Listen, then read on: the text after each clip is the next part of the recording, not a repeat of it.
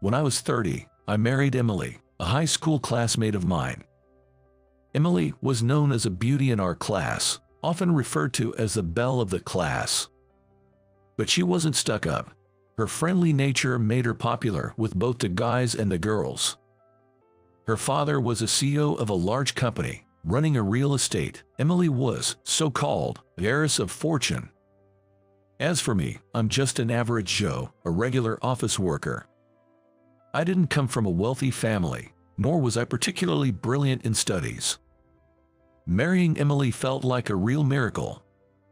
We reunited at a class reunion when we were 25 and hit it off over a popular anime we both liked. Back in high school, Emily and I both loved anime and would often discuss the protagonists and their adventures. Gradually, we started seeing each other outside school and eventually started dating. While we were dating, we never fought, and for a while after getting married, we enjoyed a harmonious life together. Then a year into our marriage, Emily gave birth to our son, Kyle. Kyle's eyes would droop when he laughed, just like mine, and his cute mouth resembled Emily's. She dove into parenting bugs, determined to do her best as a first-time mom. Our troubles began when Kyle was about to start kindergarten. Kyle should go to a private school. I want him to have a great education, Emily suggested. But we can afford that on my salary. But she smiled and replied, "Don't worry about the money. My dad will cover Kyle's expenses." Honestly, her words hurt me a lot. Although she might have said it casually, I felt like a subtle dig at my lack of earnings. Eventually, Kyle did go to a private kindergarten, thanks to my father-in-law's money. And it didn't stop there. He went on to private elementary and middle school. Emily also enrolled him in tutoring and language classes. With his time consumed by studies and extracurriculars, Kyle started to look a bit stressed when he became a 6th grader. One day, Kyle said to me, "Dad, Mom wants me to be like Grandpa, a CEO, but I want to do other things. I'd rather go to a general public high school rather than a prestigious private school." He said that, letting his true feelings spill out. Hearing that made me feel like a failure as a father. Eventually, I decided to talk to Emily about Kyle's future. I confronted her with Kyle's true feelings, hoping to persuade her. "Hey, about his future path, he's saying he wants to go to a public high school." She replied, "What? No way, that's not acceptable. Educational background is becoming more and more important. Besides, we have the money, thanks to my dad, so we can afford to give him the best. Plus, who knows if the person Kyle marries will be wealthy?" Her words deeply hurt me. I argued, "That's no way to talk. He might have his own path in mind. Let's at least listen to him." But she was adamant. "I know what's best for him. Just go along with it." What's that all about? Our argument led to an icy relationship, and we ended up divorcing before Kyle started 9th grade. Emily fought hard for custody, but Kyle chose to stay with me. "I won't see Mom anymore. I want to live freely," he declared. Emily was shocked to hear that she was disliked by her son and returned to her parents' home. After that, Kyle and I started living together. I fulfilled Kyle's wish and sent him to a public high school. I haven't seen Emily since our divorce. Being new to the life of just 2 guys, I was honestly overwhelmed and had no spare time or emotional bandwidth. Sometimes, I wondered if she might have met someone nice and remarried. On the other hand, I hadn't met any significant woman since then, just focusing on earning enough for Kyle's education and our living expenses. We couldn't afford luxuries, but Kyle never complained.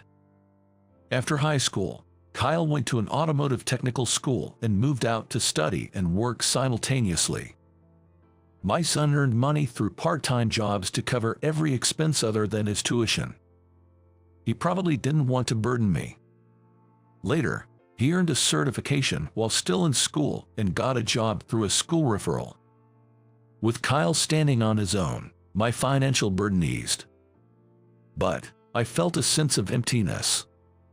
I was living a bland, ordinary life alone. One day, I was assigned to a 2-week business trip to a rural town a bit far from here. Though I feared getting lost in an unfamiliar place, I managed to find the way to the hotel.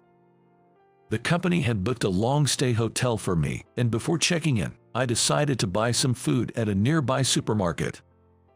As I was heading to the deli section, I couldn't believe my eyes.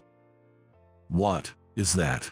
A woman who looked just like Emily crossed in front of me. She was wearing some kind of work clothes.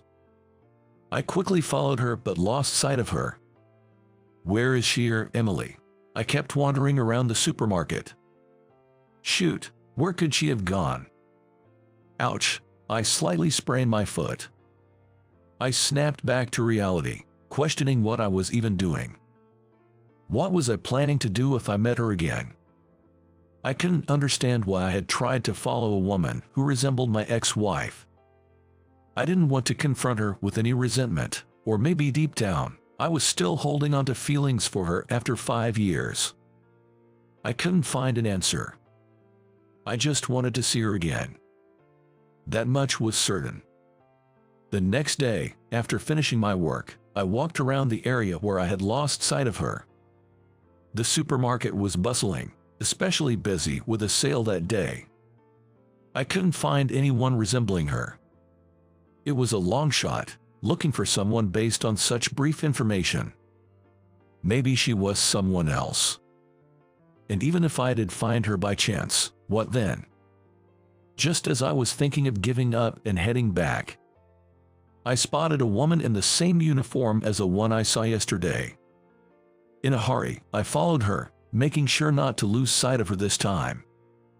I wondered what I would do if it turned out to be someone else and couldn't bring myself to call out to her right away. I was also unsure about what to say. Eventually, the woman came out of a door near the restroom, carrying a bucket and mop. I was certain when I saw her face, it was Emily. I hesitated for a while, watching her, but then made up my mind and approached her. "Excuse me, are you Emily?" She saw me, gasped, and her face turned pale. "Tom, is that you?" Her voice trembled as she spoke. The stunned woman standing before me was nothing like the Emily I used to know. With minimal makeup, a gaunt face, and hair not as neatly kept as before. She still had traces of her past beauty, but her cheeks were hollow, showing signs of wear. She said, somewhat embarrassed, "It's been a while. I never expected to meet you here. I didn't want you to see me like this." "I'm actually here on a business trip." I was surprised too. I replied. I just wanted to have a proper conversation with her again. I took out a notebook from my bag, scribbled down the name of the hotel where I was staying and my cell number, and handed it to her. I went back to the hotel and waited for a call. I didn't expect her to contact me so soon, but she did, around 7 p.m. "I'm near the hotel right now," she informed. I felt her tension in her voice. We decided to go into a pub next to the hotel. Wanting a private conversation, I requested a private room. After the drinks and food were served, Emily abruptly began speaking.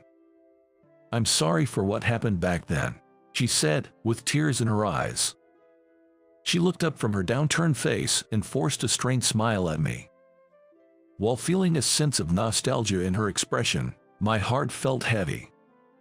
Then, I heard about Emily's life after our divorce. I went back to my parents' house after the divorce, but I left after a huge fight with my dad. Suddenly, he started pushing a marriage arrangement on me that I didn't want. "How will you survive without me? You've always depended on someone else. You can't live alone. You should remarry soon." That's what he told her. It seemed that these words from her father wounded her pride. She then declared, "I'm an adult. I can live on my own. I won't rely on Dad anymore," and left her home. But reality was not so easy. Despite being a graduate of a prestigious university, Emily had no work experience, and no company would hire her, so she started working part-time as a supermarket cleaner. Also, having grown up in a wealthy family, Her sense of money was different from ordinary people. In spite of her low income, she overspent and ended up living a difficult life, barely making ends meet. I couldn't do anything on my own, just like my father said, she said with a bitter smile. With alcohol easing the tension, we were able to talk freely. She seemed to be worried about Kyle. I haven't seen him in so long. Is he doing okay? He probably hates me, she wondered. Kyle's doing well. He's working hard and is well liked by his boss, I informed her. She responded with a slight tearful voice, that's good to hear.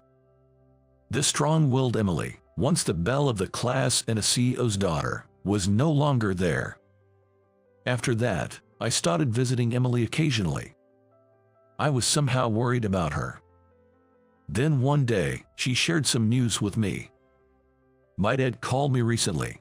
I had been ignoring him, but I decided to face him and answer the call. He was worried about me. Even in my state, I couldn't help but cry. He said I could come back home if things got tough, but I refused, wanting to live on my own. She also mentioned our reunion. Her father-in-law apparently only said I see. There was no sign of anger in his voice. Rather, it seemed he sounded relieved. Hearing that their relationship was on the mend, I felt relieved too. After a while, Emily and I talked about starting over from square one. Of course, just as friends for now. I told Kyle about this. Then my son said, "All right, I'm with you too. I want to support her again." Emily quietly murmured, "I owe you an apology. I'm truly sorry. At that time, I thought it was the best thing to do for our child, but I realize now that I was wrong." Tears filled her eyes as she expressed her remorse, and I didn't know what to say.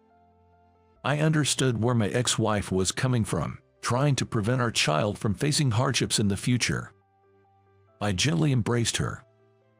After half a month passed and my business trip ended, I returned home. I wondered why I had wanted to see her, why I had searched for her.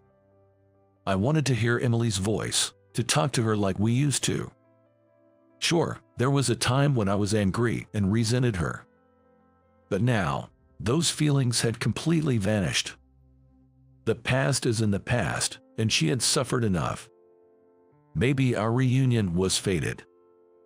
A week later, I went back to the rural town where Emily was. I had something I needed to say to her. I need you. I wanted to convey just that. And on my next day off, I planned to bring Kyle to meet her in that rural town, the three of us together.